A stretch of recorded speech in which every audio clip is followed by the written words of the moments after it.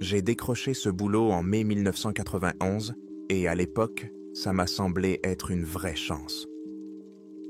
Le projet s'appelait officiellement Archives de la guerre froide, l'héritage technique, et c'était une série de documentaires pour une grosse chaîne de télé, en partie financée par le gouvernement.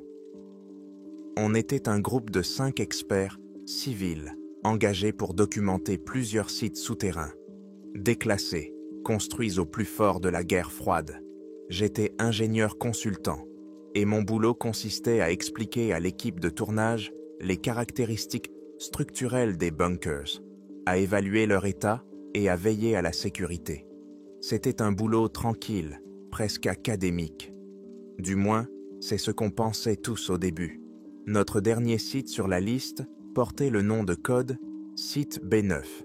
Il était situé dans le désert du Nevada, à quelques heures de route de la ville la plus proche. Contrairement aux autres bunkers qu'on avait visités, celui-ci n'avait pas été transformé en musée ou en attraction touristique. Il était juste abandonné et mis en conservation. On était accompagné par le général Thompson, un homme sec et musclé d'une 60aine d'années, dont le visage semblait sculpté dans la pierre. Il était à la fois notre guide et notre gardien. Il était accompagné de 2 soldats silencieux qui ne le quittaient pas d'une semelle. Notre groupe de civils comprenait. David, réalisateur et producteur, un homme énergique et ambitieux qui voyait dans ce projet son heure de gloire. Sarah, une historienne universitaire, une femme à la voix douce et aux connaissances encyclopédiques sur cette époque. Marc, le directeur de la photographie, un vétéran du documentaire, un pro calme et imperturbable. Et Chris, son assistant, un jeune gars qui commençait sa carrière et débordait d'enthousiasme. Moi, Michael, je fermais la marche. Mon boulot, c'était de m'assurer que toute cette structure ne nous tombe pas sur la tête. L'entrée du site B9 était camouflée sous un hangar en béton banal au milieu d'une plaine brûlée par le soleil. À l'intérieur, il y avait un générateur diesel et un monte-charge. L'air était lourd et chaud. Le général Thompson nous a donné quelques instructions rapides. Il a déplié un plan jauni de l'installation sur le capot de son 4x4. C'est un centre de commandement standard, conçu pour fonctionner de manière autonome pendant 6 mois, a-t-il dit d'une voix monotone en suivant les lignes du plan avec son doigt. 3 niveaux. Le niveau supérieur comprend les locaux d'habitation et les systèmes de survie. Le niveau intermédiaire comprend le quartier général, le centre de communication et le centre d'analyse. Le niveau inférieur comprend les entrepôts et les locaux techniques. Votre mission consiste à filmer chaque niveau. Il est interdit de s'écarter de l'itinéraire approuvé. Pour toute question, adressez-vous à moi. David intervint aussitôt. Général, y a-t-il des histoires officieuses liées à cet endroit? Des légendes? Quelque chose qui pourrait ajouter du piquant à notre film? Thompson lui lança un regard froid et inexpressif. C'est un site militaire, pas une maison hantée. Il n'y a pas de légende ici, seulement du béton, de l'acier et des ordres. La descente en ascenseur a pris environ 3 minutes. À chaque mètre sous terre, la pression sur nos oreilles augmentait et la température baissait. Lorsque les lourdes portes se sont ouvertes dans un grincement, nous nous sommes retrouvés dans un autre monde. De longs couloirs faiblement éclairés, en béton nu, peints d'un gris terne. Au plafond, il y avait des câbles et des tuyaux épais. L'air était étouffant, ça sentait la poussière, l'ozone provenant des vieux câbles électriques et quelque chose d'autre, une odeur chimique indéfinissable. Notre arrivée a rompu le silence qui semblait régner ici depuis une éternité. Les 2 premiers jours de tournage se sont déroulés comme prévu. On a bossé méthodiquement, étape par étape. Marc, avec sa grosse caméra sur l'épaule, avançait lentement dans les couloirs. Chris le suivait avec un micro sur une longue perche, captant l'écho de nos pas. Sarah parlait à la caméra de la psychologie de l'isolement et de la paranoïa nucléaire, debout devant des lits, superposés, délabrés dans le dortoir. J'expliquais comment fonctionnait le système de filtration de l'air en montrant les énormes ventilateurs rouillés. David s'agitait sans arrêt, cherchant les meilleurs angles, me demandant d'allumer un équipement pour plus d'effet. La plupart des systèmes étaient, bien sûr, hors tension, mais l'éclairage de secours fonctionnait et j'arrivais parfois à allumer un panneau de commande secondaire, faisant clignoter des ampoules faibles. L'ambiance était oppressante, mais pas effrayante. C'était comme visiter un gigantesque caveau, un monument d'une époque révolue. On a vu le centre de commande avec ses immenses cartes murales, le centre de communication avec ses rangées d'équipements arrachés, la cantine avec ses tables et ses chaises vissées au sol. Tout était recouvert d'une épaisse couche de poussière. Parfois, on trouvait des objets oubliés, un journal jauni datant de 1987, un paquet de cigarettes vides, un échiquier avec une partie inachevée. Ces petits détails rendaient de cet endroit plus vivant et en même temps plus mort. Le problème est apparu le 3e jour, quand on est descendu au niveau le plus bas, le sous-sol. C'était une immense pièce remplie de rayonnages vides qui s'enfonçaient dans la pénombre. Le plafond était plus haut et chacun de nos bruits résonnait en écho. D'après le plan du général Thompson, c'était le point final de notre parcours. On ne pouvait pas aller plus loin. Mark installait la caméra pour un plan d'ensemble, et moi, par habitude d'ingénieur, j'inspectais les murs, juste machinalement, pour voir s'il y avait des fissures ou des déformations. Et c'est là que je l'ai remarqué. Sur le mur du fond, presque au ras du sol, il y avait une section qui était différente des autres. Le béton y était d'une teinte différente, plus foncée, et sa texture était plus rugueuse. Mais surtout, une fine ligne à peine visible, semblable à un joint, longeait le périmètre de cette section, comme s'il y avait eu autrefois un passage qui avait été muré par la suite. J'ai appelé David. « Regarde ici », lui ai-je dit à voix basse. « Ça ne ressemble pas à la construction d'origine. C'est un travail plus récent. » Les yeux de David se sont illuminés. Il a tout de suite vu le potentiel. Un passage secret? Qu'est-ce qu'il peut y avoir là-dessous? Aucune idée, ai-je répondu en haussant les épaules. Ça n'apparaît pas sur les plans. C'est peut-être juste une trappe technique qu'on a bouchée parce qu'elle ne servait plus. Mais David était déjà lancé. Il s'approcha du général Thompson qui se tenait à l'écart et nous observait d'un air ennuyé. « Général, on a trouvé quelque chose d'intéressant, » dit David avec enthousiasme. « On dirait qu'il y a un passage muré ici. On pourrait aller voir ce qu'il y a là-dedans? Ça pourrait être le point central de notre film. Un mystère au cœur d'un bunker secret. » Le visage de Thompson se figea encore plus. Il s'approcha du mur, passa sa main dessus et dit sèchement « Ce n'est pas sur le plan. Cette zone est interdite d'accès. » « Mais pourquoi ?» insista David. « Qu'y a-t-il là-dedans qui ait des nécessités d'être muré? Cela fait partie de l'histoire du site. Notre mission est de la documenter. » Sarah, l'historienne, manifesta également son intérêt. D'un point de vue scientifique, c'est une occasion unique. Il y a peut-être là quelque chose qui changera notre perception de la fonction de ce complexe. Thompson resta silencieux pendant quelques secondes, le regard fixé sur le mur. On aurait dit qu'il était en proie à un combat intérieur. Finalement, il dit à contre-cœur « D'accord, je vous autorise à ouvrir ce passage, mais à une seule condition, une inspection rapide, sans caméra. Mes hommes d'arc s'en chargeront. Vous restez tous ici. » David voulut protester, mais un seul regard du général suffit à le faire taire. 2 soldats apportèrent de lourds outils de l'ascenseur, une masse, un pied de biche et une sorte de coupe-boulons hydraulique. Le travail commença. Les coups de masse résonnaient dans toute la pièce. Des éclats de béton volaient dans toutes les directions. On restait à distance, observant le processus. Sous la couche de béton, il y avait une épaisse plaque d'acier, recouverte de rouille. Les soldats ont dû utiliser le coupeur. Une fumée âcre s'est échappée et une odeur de métal brûlé s'est répandue. Quand ils ont enfin réussi à pousser la plaque sur le côté, un trou rectangulaire sombre est apparu dans le mur, d'environ 1 mètre de large et 1,5 mètre de haut. Une bouffée d'air froid et une odeur bizarre se sont immédiatement échappées de l'ouverture. Ce n'était pas l'odeur de poussière et de moisie qui régnait dans tout le bunker.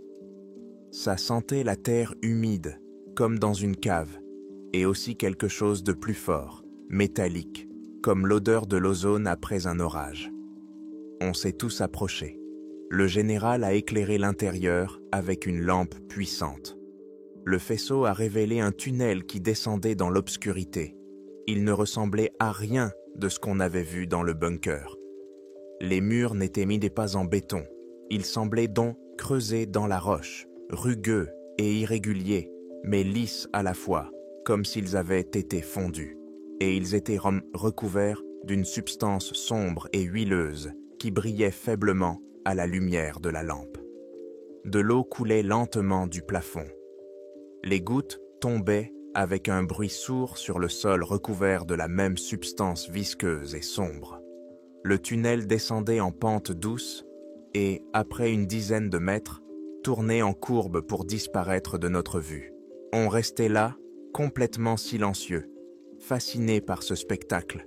C'était comme un corps étranger dans le bunker. Ça n'avait rien à faire là. « C'est quoi ça ?» demanda Sarah dans un murmure.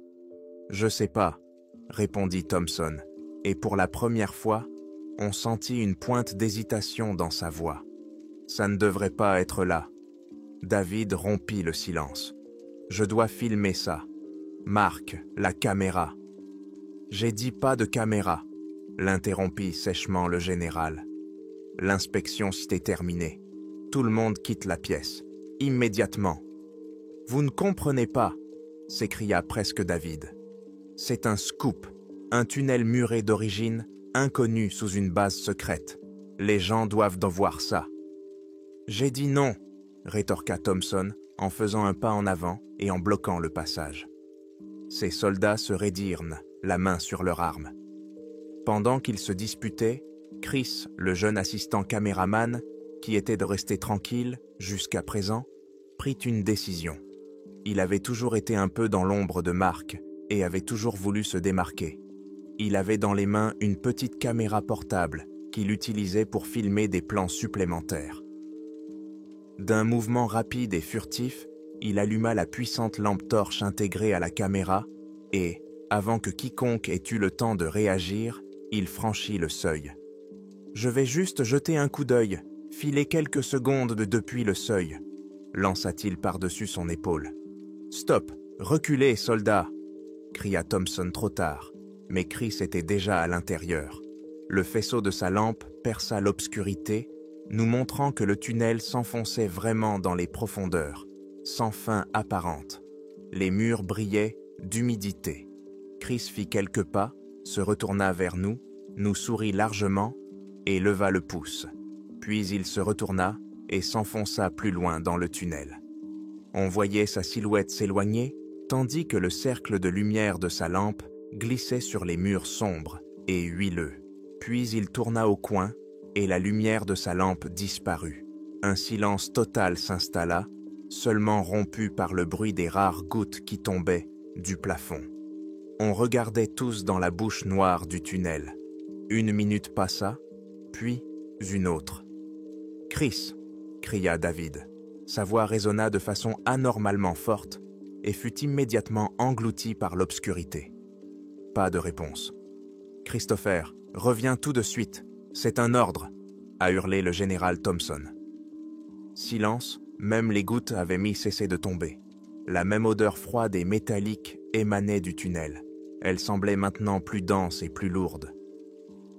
On est resté à l'entrée du tunnel pendant presque 1 heure avant que le général ordonne à ses hommes de le reboucher. On n'a jamais réentendu Chris. Son corps n'a jamais été retrouvé. Le lendemain, l'objet B9 a été à nouveau scellé. Cette fois-ci, nous a-t-on dit, pour de bon.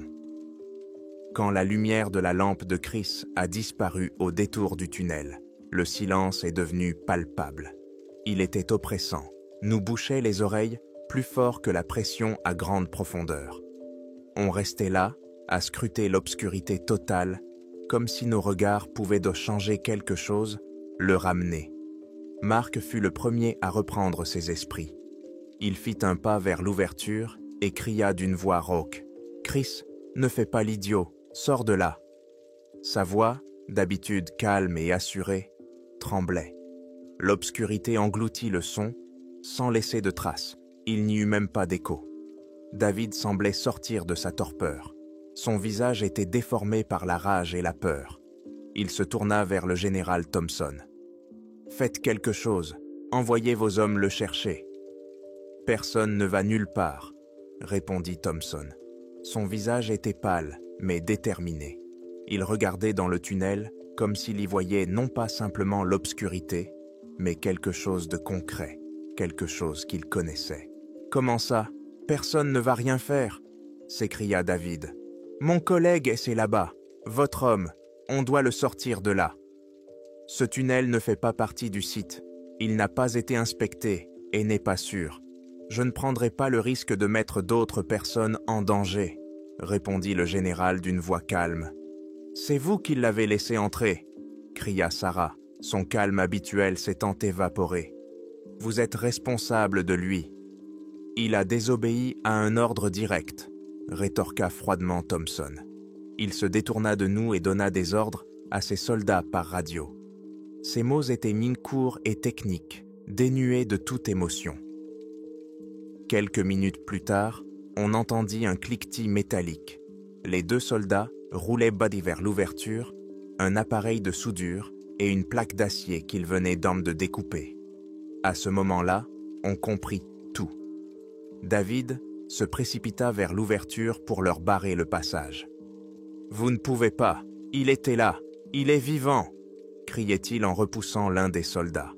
Le deuxième soldat, sans un mot, sans prévenir, lui donna un coup de crosse dans le ventre. David se plia en deux, haletant. Marc le rattrapa et le tira sur le côté.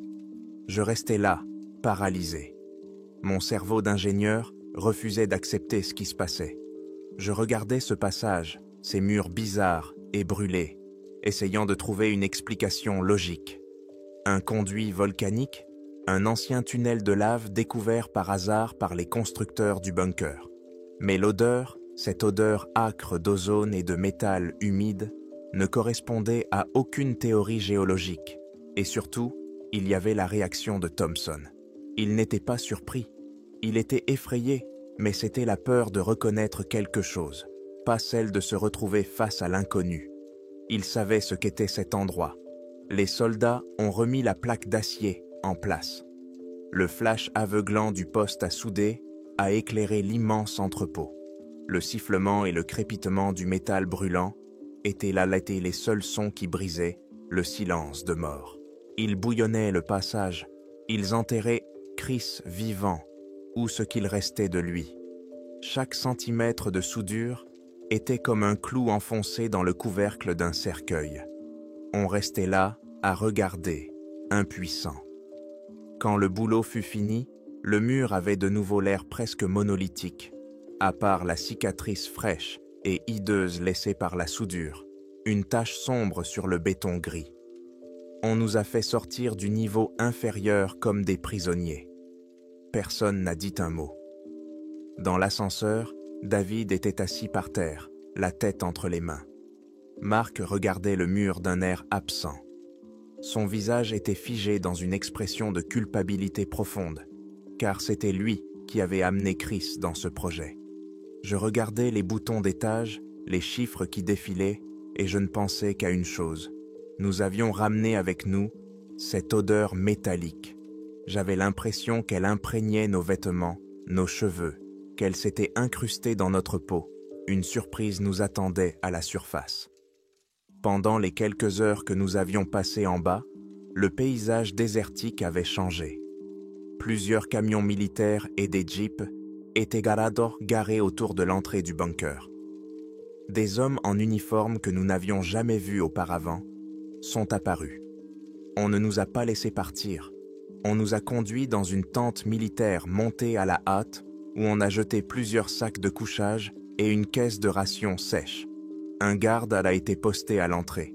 On était en état d'arrestation. Tout notre matos, caméras, appareils d'enregistrement, cassettes, même nos carnets personnels et nos dictaphones, a été confisqué. Les soldats ont méthodiquement fouillé nos affaires, mettant tout dans de grands sacs en toile. Ils ont agi rapidement et sans donner d'explication. Toute tentative de protestation était réprimée par une phrase laconique: « Ordre du général Thompson ». Les 48 heures qui ont suivi ont été comme un mauvais rêve. On nous a fait sortir un par un de la tente et emmener dans une autre, une tente de commandement, une camionnette pour être interrogé. Mon tour est y venu le 2e jour. Dans le fourgon, 2 hommes en civil étaient assis à une table. Ils ne se sont pas présentés. L'un posait des questions, l'autre tapait silencieusement sur une machine à écrire portable. Le général Thompson n'était pas là. Monsieur Stanton a commencé le premier en jetant un coup d'œil au dossier contenant mes documents. « Vous êtes ingénieur, parlez-nous du tunnel. Décrivez-le d'un point de vue technique. » Je racontais tout ce que j'avais vu. Je parlais de la construction inhabituelle pour un bunker, des murs lisses, comme fondus, de l'absence de fixation ou de traces d'usinage. « Fondu » répéta-t-il. « Que voulez-vous dire? À cause d'une température élevée? » « Peut-être, ai-je répondu. Ou à cause d'un produit chimique. La surface était vitreuse, mais pas fragile. Quand je l'ai touchée, elle était froide et un peu collante, comme si elle était recouverte d'une fine couche de polymère. Je ne lui ai pas dit qu'après avoir touché les fragments, mes doigts avaient gardé un léger goût métallique que je n'avais pas réussi à enlever pendant plusieurs heures. La substance sur les murs. À ton avis, de quoi s'agit-il? Je ne suis ni géologue ni chimiste. C'est impossible à déterminer à l'œil nu.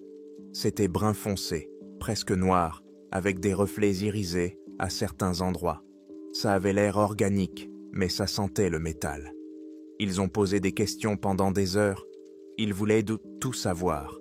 L'angle exact du tunnel, le bruit de l'eau qui coulait, la texture de la substance gluante sur le sol, le moindre changement d'odeur. Ils se fichaient complètement de Chris. Ils n'ont jamais dit son nom. Ils l'appelaient le sujet ou celui qui est entré dans le tunnel. Tout ce qui les intéressait, c'était ce qu'on avait vu, entendu et ressenti pendant les quelques minutes où le passage était ouvert. J'ai compris qu'ils n'essayaient pas de rédiger un rapport sur l'incident, mais plutôt une analyse technique du lieu. À la fin de l'interrogatoire, celui qui posait les questions m'a regardé droit dans les yeux. « Avez-vous entendu des bruits provenant du tunnel après que le sujet ait disparu de votre champ de vision ?» « Non, ai-je répondu fermement. Un silence absolu. C'était vrai, mais je ne leur ai pas dit que ce silence était anormal. Pas juste l'absence de bruit, mais comme si le bruit était activement supprimé, comme si l'air dans ce tunnel était dense et visqueux, incapable de transmettre les vibrations sonores. Le 3e jour, on nous a tous rassemblés dans une tente. Le général Thompson est entré. Il avait l'air fatigué, mais toujours aussi inflexible. Il ne s'est pas assis. Un incident tragique s'est produit, a-t-il commencé d'un ton officiel, en regardant quelque part au-dessus de nos têtes. Alors qu'il travaillait au niveau inférieur du site, Christopher Mills a été victime d'une crise cardiaque massive, causée par une malformation cardiaque congénitale non diagnostiquée. Malheureusement, en raison de l'éloignement du site, il n'a pas été possible de lui prodiguer des soins médicaux à temps. Il est décédé sur place. On était resté silencieux, abasourdi par l'audace de ce mensonge. C'est la version officielle des faits, a poursuivi Thompson en nous balayant d'un regard sévère. C'est la seule version. Il n'y avait pas de tunnel. Le mur de l'entrepôt était et reste une structure porteuse monolithique. Le projet de tournage est annulé en raison des circonstances tragiques. Vous allez maintenant signer un document de confidentialité concernant votre travail sur ce site. Toute tentative de divulguer une autre version des faits sera considérée comme une divulgation de secrets d'État, avec toutes les conséquences que cela implique. La menace était claire. On nous a fait comprendre que toute la machine étatique serait contre nous et qu'on serait tout simplement écrasé. David voulait dire quelque chose, mais Mark lui a posé la main sur l'épaule et a secoué la tête. La bataille était perdue. On a signé les papiers à tour de rôle. On nous a ramenés à la civilisation dans un véhicule militaire et déposés devant un motel à la périphérie de Las Vegas. On nous rendit nos affaires personnelles, mais tout le matériel et toutes les images filmées restèrent entre les mains des militaires. L'histoire avait été effacée. Alors que je rangeais mon sac dans ma chambre d'hôtel, prêt à rentrer chez moi, je remarquai quelque chose de petit et de noir sous le lit. Je me baissai et le ramassai. C'était une carte mémoire. Petite, en plastique, pour appareil photo numérique. Sarah en utilisait parfois une pour photographier des moments de travail et des documents. Apparemment, lorsque les soldats ont vidé le contenu de son sac, la carte est tombée et a roulé sous le lit. Ils ne l'ont pas remarqué. J'ai rapidement regardé autour de moi, même si j'étais seul dans la chambre. Mon cœur battait à tout rompre. Je ne savais pas ce qu'il y avait sur cette carte. Peut-être juste des photos du désert ou du matériel, ou peut-être autre chose. Quelque chose qu'ils avaient manqué. Sans hésiter, je l'ai glissé dans la poche de mon jean, sous la doublure. C'était un petit bout de vérité insignifiant que j'avais réussi à emporter avec moi, hors de ce désert. 2 mois ont passé. La cause officielle de la mort de Chris dans les journaux était une crise cardiaque survenue alors qu'il travaillait sur un site gouvernemental. Notre équipe de tournage s'est séparée. J'ai repris mon boulot d'ingénieur, mes plans et mes calculs. Mais chaque nuit, je rêvais de ce couloir sombre. Je n'ai toujours pas osé mettre cette carte dans le lecteur. Parfois, quand je la sors du tiroir de mon bureau, j'ai l'impression qu'elle est chaude, comme si une partie du froid qui s'était échappé du sol du Nevada y vivait encore. Pendant 3 mois, j'ai vécu dans le brouillard. J'allais au boulot, je concevais des ponts et des structures de soutien, je discutais avec mes collègues, mais tout ça était comme dans un film que je regardais de l'extérieur. Ma vraie vie s'était arrêtée ce jour-là, dans le Nevada. Chaque nuit, quand je fermais les yeux, je ne voyais pas ma femme et mes enfants, mais un trou noir dans un mur de béton, et j'entendais le sifflement d'un appareil de soudure. Je suis devenu méfiant, nerveux. J'avais l'impression d'être suivi, que mes téléphones et pétillaient sur écoute. Toute berline noire garée dans ma rue me donnait des sueurs froides. J'ai arrêté de parler à David et Sarah. On était complices de silence et ça rendait toute communication impossible. La carte mémoire était cachée dans une vieille boîte à tabac dans le grenier. Je l'ai sortie plusieurs fois, je l'ai tournée dans mes mains. Un petit bout de plastique, léger, presque immatériel, mais pour moi, c'était plus lourd que du plomb. J'avais peur de ce que j'allais y trouver, et j'avais encore plus peur de ne rien trouver. S'il n'y avait que des photos du désert, ça voulait dire que je restais seul avec mes souvenirs, sans aucune preuve, au bord de la folie. L'incertitude me rongeait de l'intérieur, c'était pire que n'importe quelle vérité horrible. À la fin du mois d'octobre, j'ai craqué. Le samedi matin, je suis allé à l'autre bout de la ville, au marché aux puces. Là, j'ai acheté en cash un vieux portable tout abîmé et un lecteur de cartes universel. Je ne l'ai pas ramené chez moi. J'ai pris une chambre pas chère dans un motel près de l'autoroute en payant en cash et en donnant un faux nom. J'ai tiré les rideaux épais, verrouillé la porte et je me suis assis à une table bancale. L'air de la chambre sentait le produit d'entretien bon marché et la fumée de cigarettes. J'ai sorti l'ordinateur portable. Il ronronnait comme un petit tracteur, mais il fonctionnait. Et surtout, il n'avait jamais été connecté à Internet. Mes mains tremblaient trop légèrement lorsque j'ai inséré la carte mémoire dans le lecteur. Un clic. L'ordinateur portable a émis un bourdonnement intense et une fenêtre est apparue à l'écran 1 minute plus tard. Le disque F, il ne contenait qu'un seul dossier, nommé d'après la date à laquelle les photos avaient été prises. Je l'ai ouvert. Il y avait 67 fichiers, 67 photos. J'ai commencé à les regarder une par une. Les premières photos avaient été prises à la surface. On voyait notre convoi de Jeep roulant sur une route déserte. Puis, l'entrée du bunker, qui ressemblait à une boîte en béton, abandonnée au milieu de nulle part. Voici le général Thompson en train de donner des instructions. Son visage sur la photo était aussi impénétrable que dans la vraie vie. Puis, venez sur les photos prises au niveau supérieur. David, expliquant quelque chose avec émotion, à Mark en Sarah, regardant pensivement le panneau de contrôle dans la salle de commandement. Et Chris. Sur l'une des photos, il était assis sur un lit dans le bloc résidentiel et souriait directement à l'appareil photo. Vivant, plein d'énergie. J'en ai eu le souffle coupé. J'ai fermé les yeux un instant. J'ai continué à feuilleter. Des couloirs, des équipements, des pièces vides. Je me souvenais de tout cela dans les moindres détails. Enfin, j'arrivais aux photos prises au niveau inférieur, dans l'entrepôt. Voici un plan général de l'immense pièce avec des rangées d'étagères. Et voici ce que je cherchais. Plusieurs photos prises en gros plan. Sarah avait dû les prendre juste après que je lui ai montré l'étrange joint dans le mur. La photo était nette. On voyait la différence de couleur et de texture du béton. On voyait une fine ligne de fracture.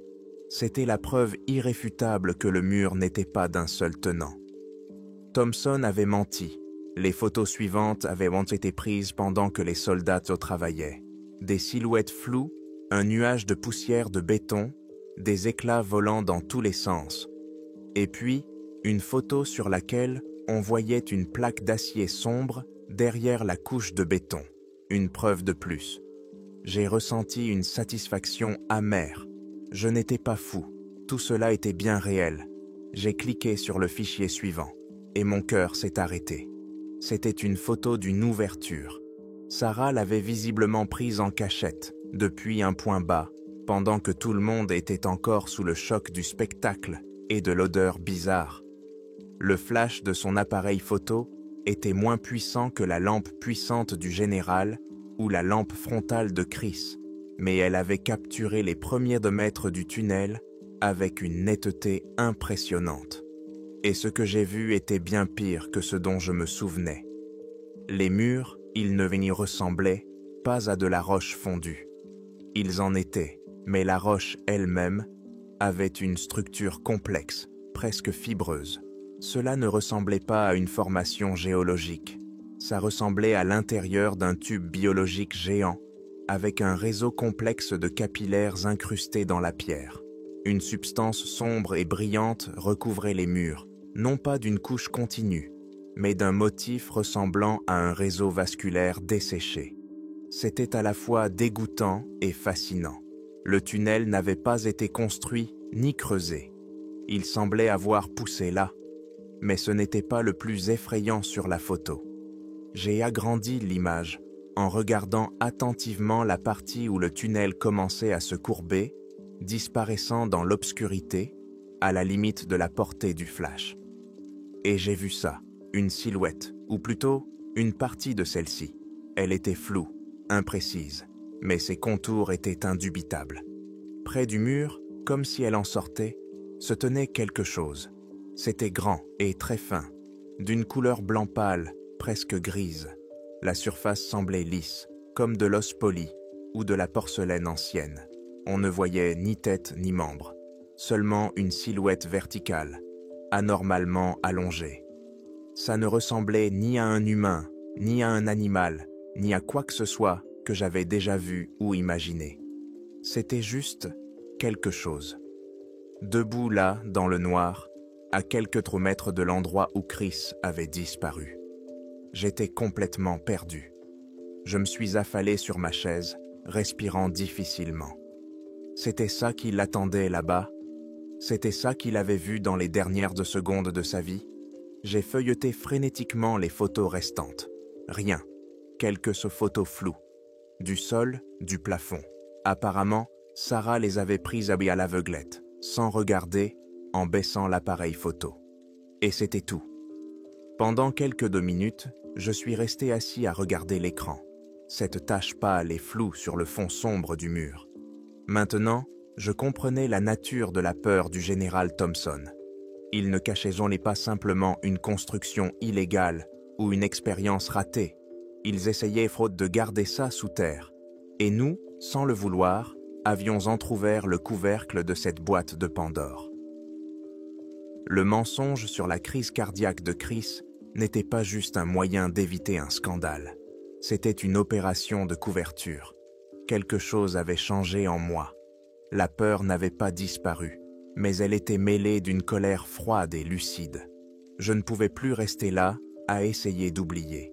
J'ai copié le dossier avec les photos sur une clé USB cryptée que j'avais toujours sur moi. Puis j'ai retiré la carte mémoire du lecteur de cartes. J'ai sorti le disque dur de mon ordinateur portable. La nuit même, je suis parti en dehors de la ville. Dans un terrain vague abandonné, j'ai cassé le disque dur et la carte mémoire en petits morceaux avec un marteau. Puis j'ai brûlé les restes dans un vieux bidon d'essence jusqu'à ce qu'ils soient réduits en cendres. J'ai jeté l'ordinateur portable dans un canal profond. Je ne pouvais pas prendre de risque. La clé USB avec les copies était maintenant la seule preuve qui existait. Je l'ai cachée dans un endroit que je suis le seul à connaître. De retour chez moi au petit matin, j'ai compris que je ne pouvais rien faire tout seul. Aller voir la police ou les journalistes, c'était se suicider. On m'aurait soit interné dans un asile psychiatrique, soit réduit au silence de manière plus radicale.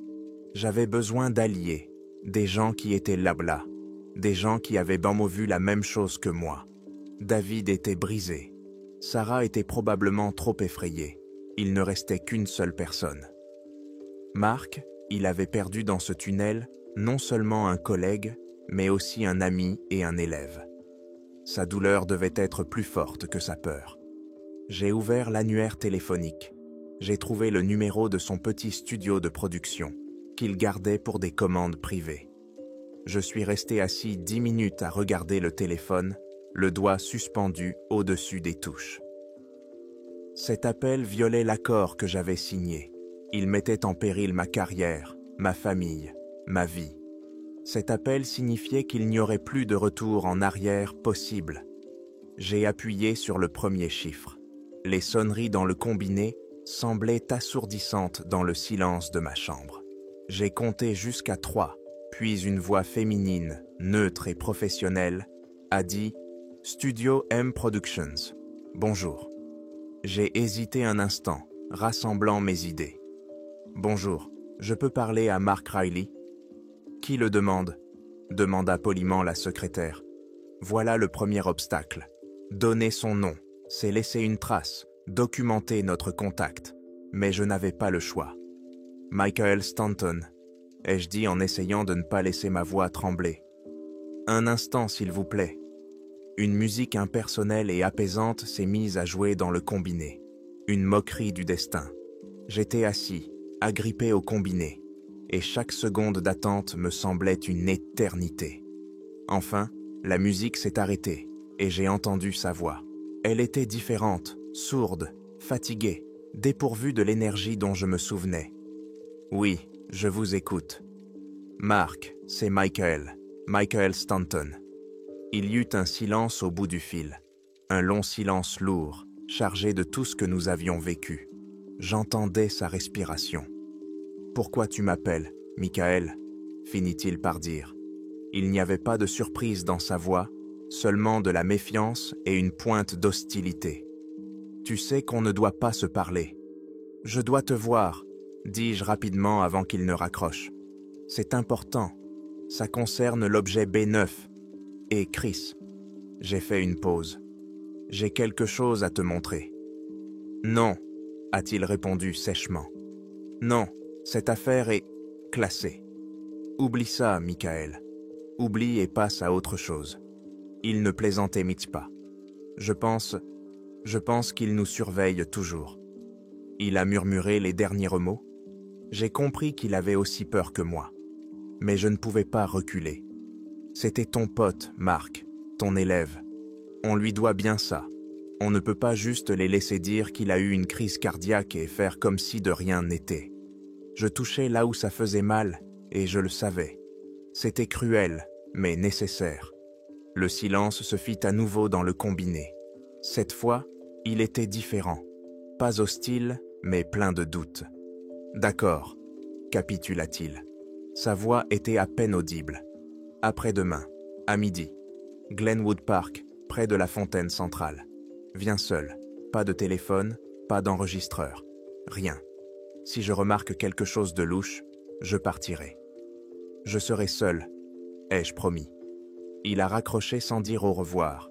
Je n'ai presque pas dormi pendant 2 jours. Je me suis préparé. Dans un centre de photocopie, ouvert 24 heures sur 24, j'ai imprimé 3 photos à partir d'une clé USB. Un gros plan de la jointure dans le mur, une photo de la plaque d'acier derrière le béton et la photo la plus importante, celle du passage ouvert avec une silhouette sombre au fond. Je les ai mises dans une enveloppe simple, sans inscription. À l'heure prévue, j'étais dans le parc. C'était une journée ensoleillée et chaude. Autour de moi, des enfants riaient, des couples d'amoureux se promenaient, des personnes âgées jouaient aux échecs, une vie normale et paisible. Et ce contraste avec le but de ma visite me donnait des frissons dans le dos. J'ai vu Marc de loin. Il était assis sur un banc près de la fontaine et faisait semblant de lire le journal, mais ses yeux scrutaient la foule, évaluant chaque passant. Il avait beaucoup changé au cours de ces derniers mois. Il avait maigri, était amaigri. Des cernes noires avaient grandement creusé ses yeux. Il ne restait plus rien de l'ancien professionnel imperturbable. Devant moi était assis un homme épuisé et paranoïaque. Je me suis assis à l'autre bout du banc. On est resté silencieux pendant quelques minutes, regardant les jets d'eau de la fontaine. « C'était une erreur », a-t-il dit doucement, sans me regarder. « On n'aurait pas dû se revoir. »« Je n'avais pas le choix », répondis-je tout aussi doucement. Je lui tendis l'enveloppe. « Regarde. » Il jeta un regard méfiant sur l'enveloppe, puis me regarda à nouveau. Il regarda autour de lui, comme pour vérifier que personne ne nous surveillait. Puis ses mains, légèrement tremblantes, prirent de l'enveloppe. Il en sortit les photos. Il regarda rapidement les 2 premières, en hochant la tête d'un air sombre. Little ne faisait body que confirmer ce qu'il savait déjà. On nous avait trompés. Puis il sortit la 3e photo. Celle-là, il se figea. Je vis son visage pâlir, devenir gris, cendré. Il a arrêté de respirer. Son regard était rivé sur la silhouette floue et pâle au fond du tunnel. Il regardait cette photo non pas comme une preuve abstraite, mais comme le portrait du meurtrier de son ami. 1 minute entière s'est probablement écoulée avant qu'il puisse expirer. « Je l'ai vu », murmura Marc. Sa voix était si faible que j'avais du mal à distinguer ses mots à travers le bruit de la fontaine. Pas comme ça, mais je l'ai vu. Je le regardais avec étonnement. « Qu'est-ce que tu veux dire ?» Il a laissé tomber la photo, ses mains sont tombées mollement sur ses genoux. Il regardait droit devant lui, mais je savais qu'il ne voyait pas le parc, mais l'obscurité de ce tunnel. À ce moment-là, quand Chris a disparu, a-t-il commencé, hésitant, Quand Thompson s'est mis à crier, j'ai suivi mon instinct.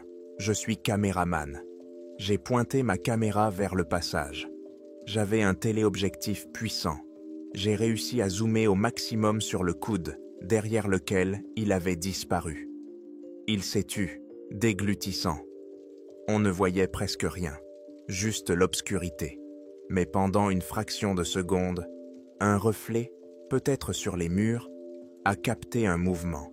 Ce n'était pas une silhouette entière, comme sur ta photo. C'était comme un ruban blanc, ou une bande de tissu. Elle s'est très vite enfoncée dans le mur. Elle a tout simplement disparu, comme un serpent qui se glisse dans son trou. Mais elle était parfaitement lisse et se déplaçait en ligne droite, sans courbe, comme si elle était aspirée à l'intérieur. Il m'a regardé et j'ai vu la terreur dans ses yeux. J'ai pensé que j'avais rêvé, que c'était juste un jeu de lumière, une illusion due au stress. Je n'en ai parlé à personne, même pas pendant l'interrogatoire. Ça semblait être le délire d'un fou. Mais maintenant, il a regardé à nouveau la photo qu'il tenait dans ses mains. Ce n'était pas un ruban, c'était une partie de cette créature. C'était à moi de me taire maintenant. Son histoire ne faisait pas que confirmer la photo.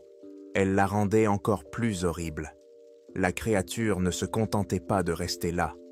Elle pouvait se fondre dans les murs, passer à travers la pierre. Notre peur commune et notre secret commun nous liaient plus fort que n'importe quel contrat. On était les seuls au monde à connaître la vérité et à avoir des preuves. « Qu'est-ce qu'on fait, Marc ?» demandai-je. Il resta silencieux pendant un long moment, puis rangea soigneusement les photos dans l'enveloppe et me la rendit. Son regard avait pris une expression déterminée que je n'avais pas vue depuis notre descente dans le bunker. « J'ai fait quelques recherches, dit-il, très discrètement, dans de vieilles archives, auprès de journalistes retraités que je connais, sur notre général Thompson. » Il se pencha vers moi et baissa encore plus la voix. Ce n'est pas juste un fonctionnaire chargé de surveiller des documentaristes. À la fin des années 60, début des années 70, il était capitaine, chef de projet dans une unité d'ingénierie top secrète du corps des ingénieurs de l'armée américaine. Le nom officiel de l'unité était quelque chose comme « Département des forages souterrains profonds et de l'exploitation de formations géologiques non conventionnelles ». Il cherchait dans le monde des moyens de construire des bases à des profondeurs énormes, là où les technologies habituelles ne marchaient pas. Maintenant, tout prenait sens. L'objet B9 n'était pas juste un bunker de la guerre froide. C'était autre chose, quelque chose de bien plus vieux et effrayant. Et Thompson n'était pas un gardien. Il était l'un de ses créateurs, ou l'un de ceux qui l'avaient l'âme trouvée. Notre objectif avait changé. Il ne s'agissait plus seulement de rendre justice à Chris. Il s'agissait de découvrir ce que l'équipe de Thompson avait déterré dans le désert du Nevada il y a un demi-siècle. Et si l'objet B9 était le seul de son genre, on s'est serré la main. Ce n'était plus juste une tentative pour découvrir la vérité sur la mort de Chris. C'était le début d'une enquête. On allait creuser non seulement ce qui était caché sous le désert, mais aussi ce qui était enterré dans les archives du Pentagone. Notre collaboration a commencé par de la paranoïa. On est devenus deux conspirateurs vivant dans un monde de codes et de rendez-vous secrets. Notre boîte mail était un dossier brouillon sur un compte de messagerie anonyme qu'on n'ouvrait jamais à la maison ou au boulot. On s'envoyait des messages, mais on ne les envoyait pas. On les gardait simplement dans les brouillons. Et l'autre venait les lire. On se retrouvait dans les food courts bruyants des centres commerciaux ou sur les derniers étages des parkings à plusieurs niveaux, où, parmi des centaines de voitures anonymes, on pouvait discuter quelques 2 minutes sans attirer l'attention. On s'est partagé les tâches. Marc, avec son instinct de documentariste et son expérience dans les archives, s'est occupé des personnes. Il devait dénicher tout ce qu'il pouvait sur le général Thompson et les membres de sa mystérieuse unité d'ingénierie. En tant qu'ingénieur, je devais me concentrer sur l'aspect technique. Comment avait-il pu construire un tel tunnel? De quels matériaux étaient faites ses parois? Je devais trouver la réponse dans le monde de la science et de la technologie, car toute autre alternative était trop monstrueuse pour être envisageable. Les premières 2 semaines, je me suis cogné la tête contre les murs. Toutes les demandes officielles concernant les projets de construction dans cette partie du désert entre les années 60 et 70 me revenaient avec la mention « secret » ou restaient sans réponse. Il n'y avait rien dans les archives publiques. C'était comme si rien n'avait jamais existé sur ce bout de terre. J'ai alors changé de tactique. Si je ne pouvais pas trouver d'infos sur le projet lui-même, j'essaierais de trouver la technologie qui l'avait rendu possible. Je me suis plongé dans de vieux magazines scientifiques et d'ingénierie, des bases de données de brevets, des publications universitaires. Je cherchais toute mention de méthodes non conventionnelles de construction de tunnels. Et j'ai trouvé. Il s'agissait d'une série de travaux théoriques, peu connus, publiés à la fin des années 60. Ils étaient financés par une fondation obscure qui, après quelques de recherches, s'est avérée être une société écran du ministère de la Défense. Ces travaux décrivaient un concept à la limite de la science-fiction, le forage par résonance sonore. L'idée était de ne pas briser la roche, mais de la frapper avec des ondes sonores super puissantes et concentrées à une certaine fréquence. Avec la bonne résonance, les liens entre les atomes dans la structure cristalline de la roche devaient s'affaiblir, et la roche devenait temporairement plastique, presque liquide. En théorie, ça permettait de fondre des tunnels dans les roches les plus dures sans retirer un gramme de terre. Ça expliquait les parois lisses et fondues. Les calculs mathématiques dans ces articles étaient super compliqués. Mais dans l'un d'eux, j'ai trouvé quelque chose qui a fait battre mon cœur plus vite. Dans la section consacrée aux problèmes de pratique, l'auteur mentionnait qu'après la coupure du champ de résonance, la roche ramollie pouvait se cristalliser de manière instable ou s'effondrer. Pour éviter ça, il fallait un agent stabilisateur. La description était super vague, mais une phrase m'est de rester en tête. Une composition polymère biphasique qui entre en liaison moléculaire avec des structures à base de silicate. Je me suis tout de suite souvenu de cette pellicule sombre, huileuse et d'aspect organique sur les parois du tunnel. Ce n'était pas un sous-produit, c'était la colle qui empêchait le tunnel de s'effondrer. Pendant ce temps, Marc ne restait pas les bras croisés. Il passait méthodiquement au crible les listes d'anciens combattants, les vieux annuaires militaires et les nécrologies. Il essayait de retrouver les membres encore en vie de l'équipe de Thompson. La plupart d'entre eux étaient soit morts, soit introuvables, après leur départ de l'armée. Mais il en trouva un. Le docteur Alan Wexford. Dans les listes de l'unité, il était répertorié comme consultant géologue. Il était maintenant à la retraite et vivait isolé dans une petite ville de l'Oregon.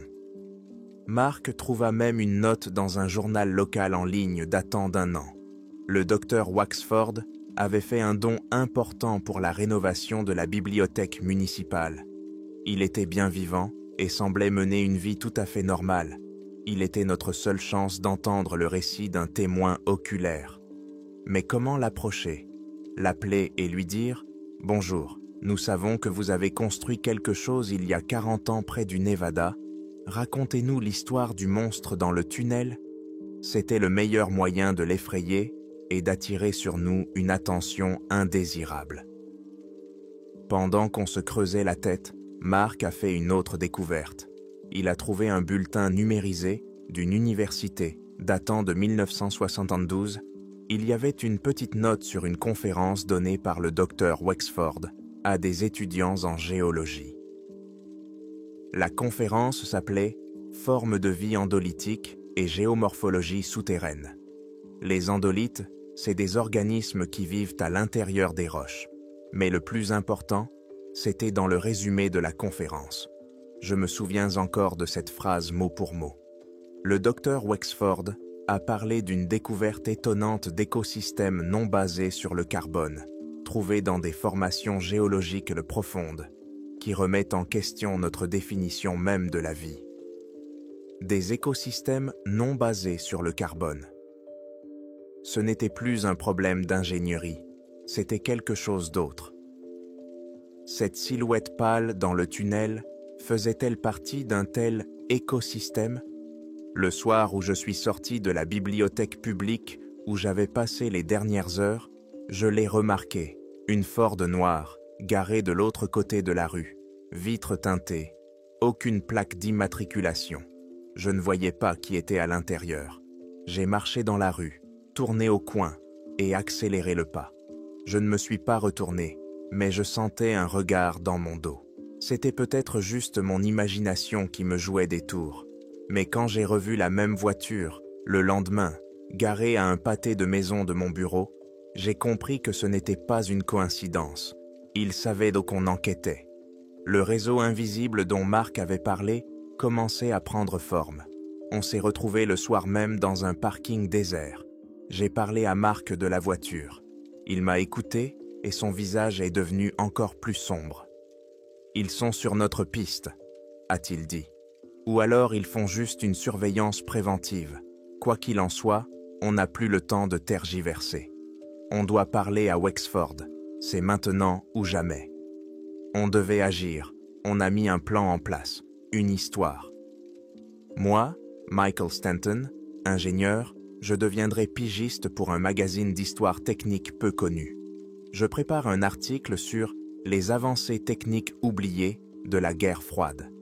J'ai trouvé le nom du docteur Wexford dans les archives et je voulais l'interviewer en tant que vétéran de cette époque pour parler de son travail au sein du corps des ingénieurs.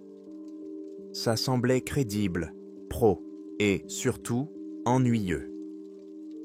De retour chez moi, je me suis assis devant mon ordi. J'ai créé une nouvelle boîte mail, jetable. J'ai passé un moment à choisir mes mots, à peser chaque phrase. Le mail devait être parfait. J'ai relu 5 fois, vérifiant chaque mot. Ça devait ressembler à une demande de journaliste normale, ennuyeuse et inoffensive. Dans l'objet, j'ai écrit « Demande d'interview, l'héritage technique des années 60 ». J'ai cliqué sur « Envoyer » et j'ai senti que le fil invisible qui nous reliait, Marc et moi, se tendait encore plus.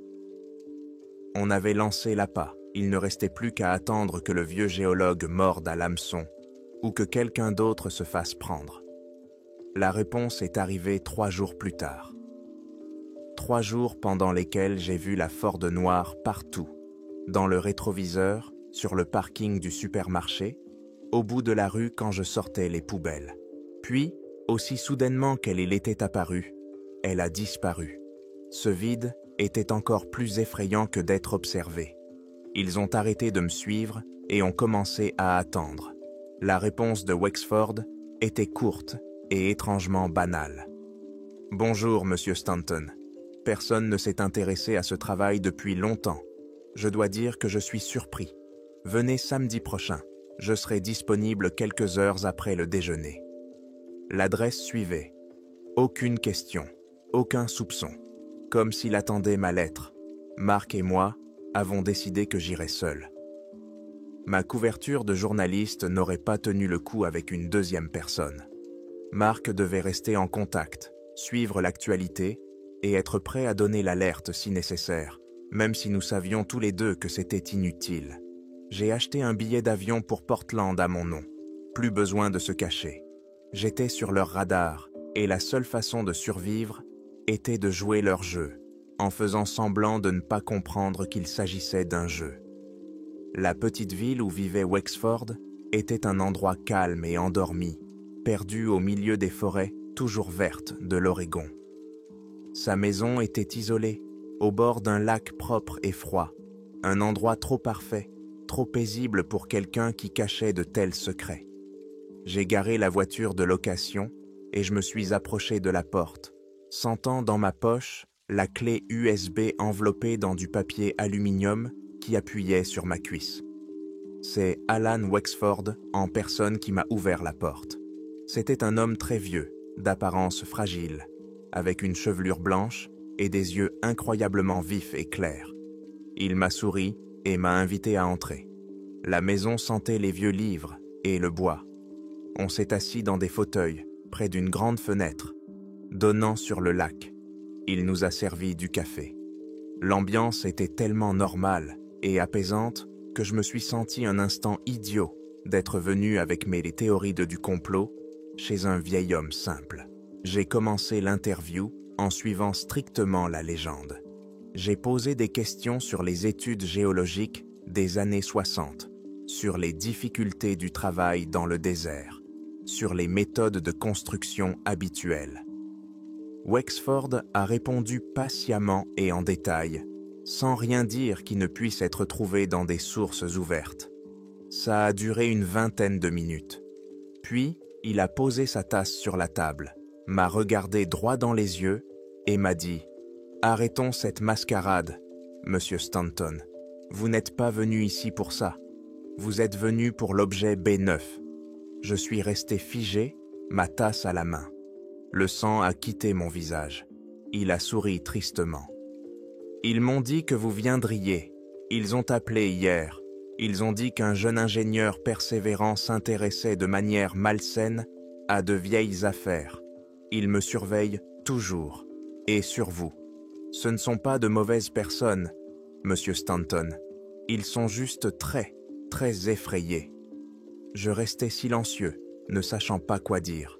Mon plan, ma légende s'effondrait. Wexford se renversa dans son fauteuil et regarda le lac. « Je vais vous dire, » dit-il doucement. « Je suis vieux, je n'ai rien à perdre. Et toi, tu mérites de savoir dans quoi tu t'es fourré. Ta théorie sur le forage par résonance sonore est correcte. La technologie fonctionnait, mais elle n'a pas fonctionné comme on s'y attendait. On pensait creuser un tunnel. En fait, on a juste ouvert une artère. » Il fit une pause, cherchant ses mots. « On n'a pas construit ce labyrinthe, on l'a trouvé. Ou plutôt, on l'a réveillé. Ce n'est pas de la géologie, Michael. Ce qui se trouve sous le Nevada, et pas seulement là, c'est un organisme, vivant, aussi ancien que la planète elle-même. C'est peut-être une planète en quelque sorte, et le labyrinthe, c'est son système interne, un peu comme des vaisseaux sanguins ou lymphatiques. Notre foreuse était comme un scalpel chirurgical qui s'était trompé de cible. J'écoutais, effrayé de bouger, les divagations d'un fou, mais j'avais vu la photo. La pellicule sombre sur les murs, continua-t-il, c'est sa réaction, comme un caillot sur une blessure, une tentative d'isoler les dégâts. On a prélevé des échantillons. Leur composition ne suit pas les lois de la biochimie qu'on connaît. Elle est à base de silicium, comme tout le reste là-bas. Et la silhouette, cette silhouette pâle dans le tunnel, ai-je réussi à articuler. Ce n'est pas une créature distincte, a secoué la tête Wexford. C'est une partie du système, sa réponse immunitaire, comme les phagocytes dans notre sang qui attaquent les infections. C'est entité. Ce sont des anticorps. Elles apparaissent pour neutraliser et absorber les corps étrangers, comme nos sondes dans les années 70, comme votre ami, Chris. Elles ne se déplacent pas à travers les murs.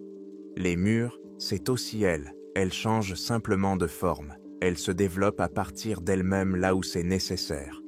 Il a raconté qu'au début des années 70, ils avaient perdu 3 scientifiques.